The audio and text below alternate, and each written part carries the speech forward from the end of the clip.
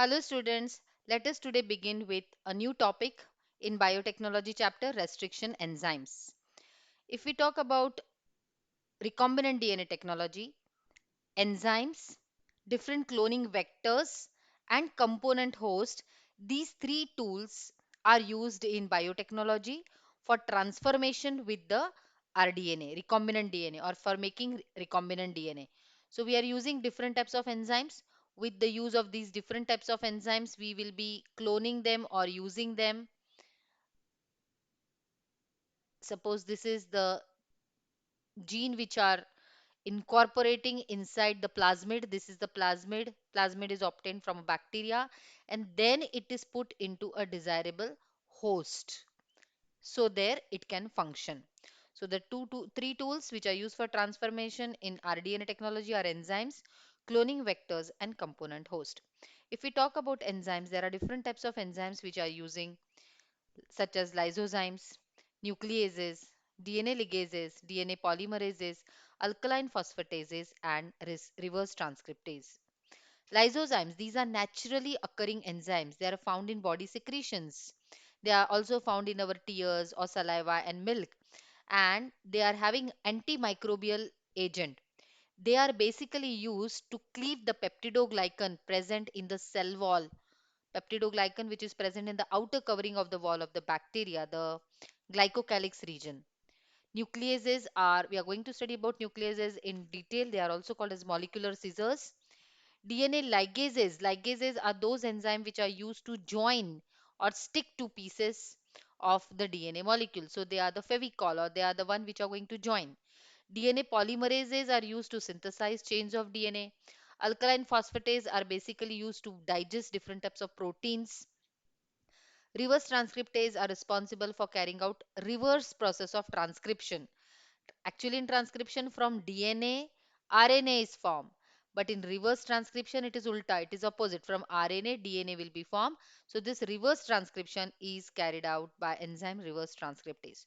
Today we will be discussing about nucleases, restriction enzymes. These restriction enzymes, they are basically cutting or cleaving or breaking the phosphodiester bonds of the polypeptide, and they are termed as nucleases. There are two types of nucleases, two types of restriction enzymes, exonucleases and endonucleases. I repeat again, what do they cut? They cut the phosphodiester bonds which are present in the polypeptide chain, and we are calling them as nucleases. The two types are exonuclease, endonuclease. Exonuclease, as the name suggests, exo ends outside, they cut the nucleotides from the ends of the DNA. Endo means center, middle. So they cut the DNA or cleave the nucleotides DNA from within. You can see in this picture, here the exonuclease, it is cleaving the ends of the DNA. Whereas the endonuclease, it is cleaving or cutting the mid portion, the central portion of the DNA. So restriction enzymes, two types, exonuclease and endonuclease. The restriction name was given because bacteria basically, where are we getting this nucleases enzyme which we are using in biotechnology?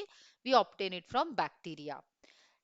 In nature, bacteria uses these enzymes to destroy the viral DNA, to cut the viral DNA either at the ends or in the middle, so that they are protecting, basically using it as a defense mechanism by the bacteria.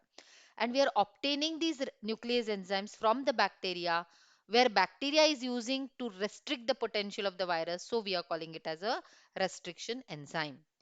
Restriction enzymes are also called as molecular scissors because we are going to cut the DNA, and it is not cut anywhere or haphazardly. It is always cut at specific sites. These specific sites where the molecular scissors are cutting the DNA are called as recognition sites, or they are called as recognition sequences, which are usually palindrome sequences. Palindrome sequences, which suppose there is thymine, adenine, guanine, reading in this direction. If we start reading in this direction, again it will be thymine, adenine, guanine. So palindrome, they are read in opposite ways. If we are reading from this direction to this, we are reading it as tag. Again, if we are reading this from this direction to this, we will read it as tag.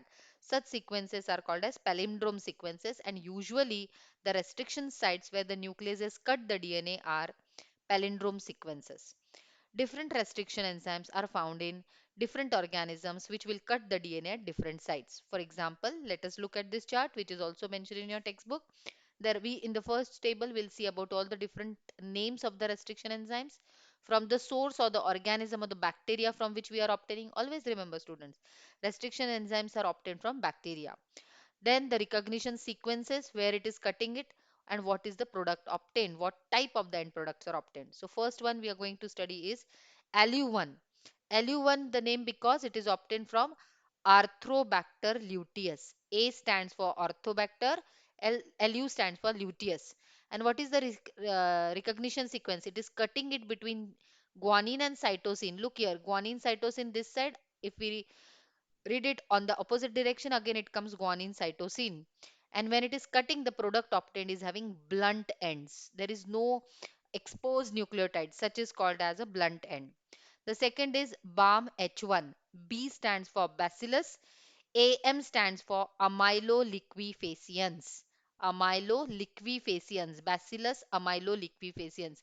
BAM H. This one stands for the order of finding it, the order of uh, what we discovering it. Now, if you see the recognition sequence, it is here GAT GAT. If there is GAT GAT, it will cut it here between GG. Look here again, GAT GAT in the opposite direction, it will again cut at GG site. And when it is cutting at the GG site, it leaves sticky ends. Sticky ends are produced. You will see that this region, if it is cutting, this region is left empty. Similarly, the opposite side, it is left empty. So it is creating sticky ends. Third, we are going to discuss about third type of restriction enzymes. It is ECO-RI. E stands for Escherichia, Co stands for coli, Escherichia coli. R is the strain and it is RY13. It is the 13th one which is to be founded. Look at the restriction sequences. Here it is TTAA, then between G and C it cuts. If you read it like this, TTAA, again between A and G it is cutting. So these are the recognition sequences. It is cutting between A and G when it is followed by TTAA, rather CTTAA, and sticky ends are produced in this case also. The fourth and the last type we are going to discuss is HIN2. H stands for influenzae, IN stands for Haemophilus influenzae. H is Haemophilus influenzae RD. And here it is cutting between when it is GTC, then between C and G it is recognition site, again followed by GAC. Look here again, CAG, CTG, and it is cutting between G and C. So this is the recognition site which is creating blunt ends. So I hope you have understood what are restriction enzymes. They are molecular scissors. These are the different types of restriction enzymes. From where are we obtaining them? From different types of bacteria. And where do they cut the specific nucleotides? At recognition sequences. How are they? They are palindrome. And how are the products? Either blunt or sticky ends. So I hope you understood. In next video, we'll discuss about recognition sequences and even plasmids. Thank you.